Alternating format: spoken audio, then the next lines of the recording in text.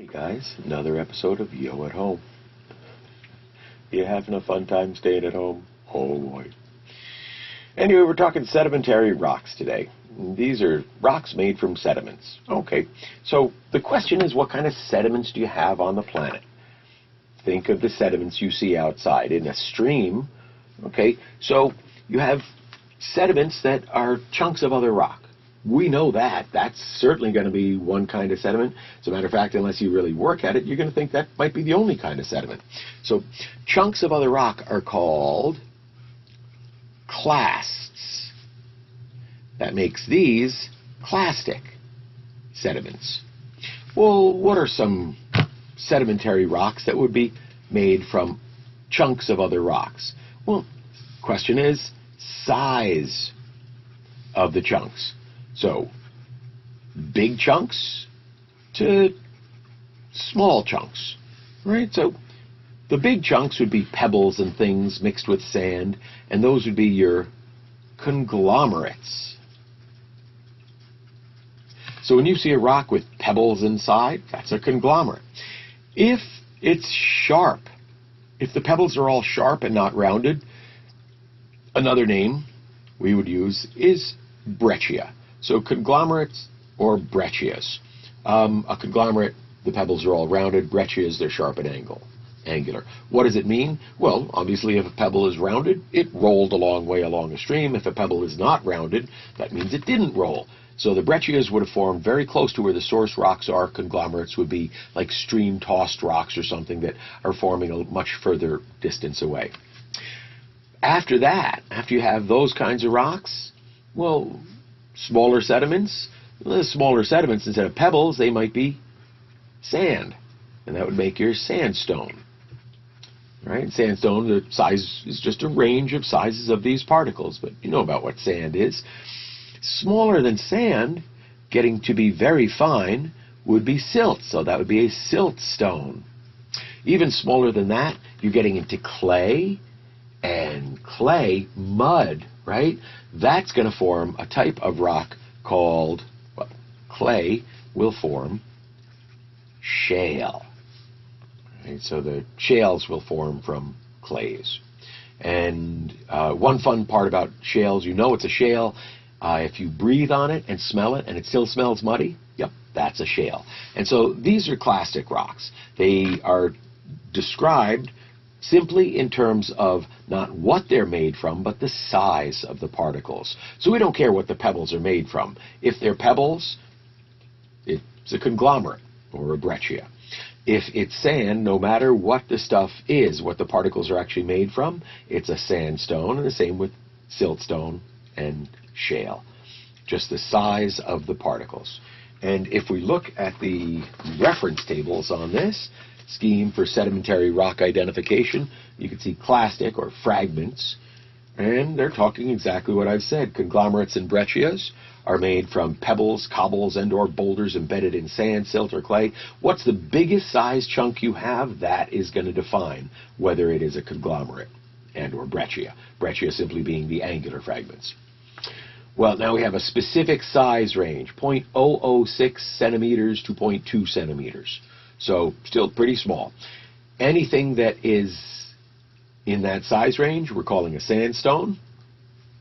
Smaller size range, siltstone, and anything less than that, we would call a shale. Notice that's the most of what the sedimentary rocks are that we're going to be talking about. And now, where would you find these rocks? Well, you'll find them at the surface of the earth. Why not deep down? Well, if you take this stuff and you put it deep down, yeah, it's going to melt or at least change, recrystallize, so it will no longer be sedimentary rock. It will either melt and be igneous rock or recrystallize and be metamorphic rock. But there are more sediments than just chunks of other rock. Right? So we've got to remember, clastic is chunks of other rocks, things that weather off and are carried by the streams long distance away. Well, what other kind of sediments could you have? Well, if you imagine here, how about we have an inland sea, right? And it's evaporating. All the water is evaporating. Well, This was salt water in here. And so you're going to start forming crystals of salt because the water cannot hold all the salt in it. And these crystals will fall down and they will pile up into huge formations of, in this case, salt. There's a few other kinds of things that will form there. But in an ocean that is evaporating, you will have sediments. Now, does this happen often? No, not that often. But are the oceans pretty big when they evaporate? Oh, yeah. So you have huge amounts of this placed in the ground. Once it's there, it's there. So what are the kinds of chunks, or what kind of the kinds of sediments you'll get from that?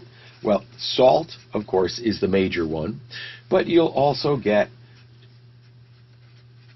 gypsum will be laid down, and if the gypsum has a little bit of magnesium in it, you get dolostone.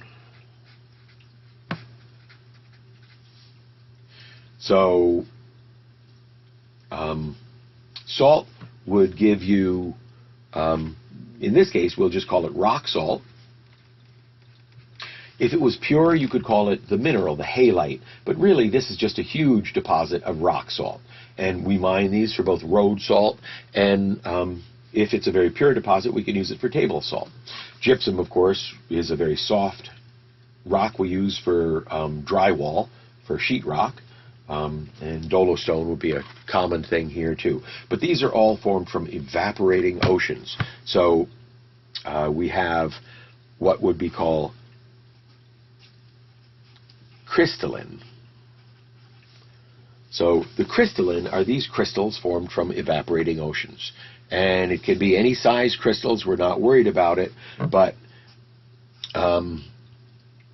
so we have the rock salt as a major one, the rock gypsum, and that dolostone. Are there any other kind of sediments you can have on the planet? And, well, yes, there are. There's things that are called bioclastic. Now, bio means life, clastic means chunks. Ew. So these are chunks of once living creatures. And you really have two environments where you get a lot of these. And the one environment would be like in a swamp. And in a swamp, all the trees fall down, but they don't really decay because the swamp water doesn't allow bacterial life to live there very well. So the tree matter sort of breaks down in the water, but it really stays there.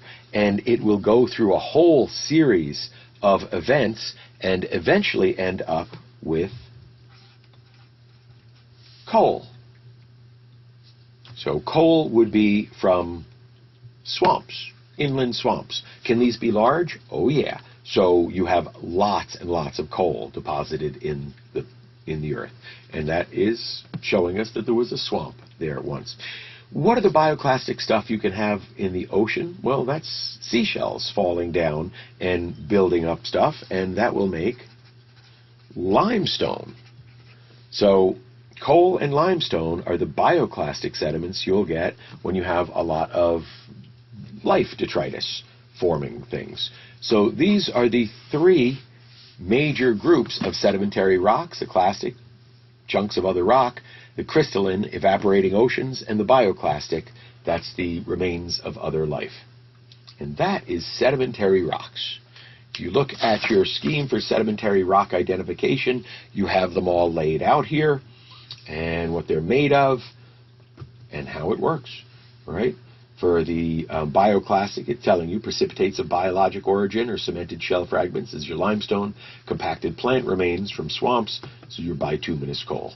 And all of these are just chemicals, crystals from chemical precipitates, and get that word, evaporites. That should remind you that this was an evaporating ocean. So pretty easy stuff. Sedimentary rocks. Why, even though this is only about 5% of the total rocks on planet, why is it important for you to know this? Well, because while it's only 5% of the rocks on the Earth, most of these rocks are right at the surface. So they comprise about I don't know, something like 95% of the rocks you'll meet at the surface are these sedimentary rocks. They're a thin veneer over the surface of the Earth. But we're so much tinier. These are the rocks you see all the time. Around us, in the Catskills, you reach down, you pick up a rock. It might be a sandstone. It might be a shale. Once in a while, it'll be a conglomerate. Those are the only three kinds of rocks that you'll pick up around here. But certainly other places, you can find other rocks. Thanks for watching.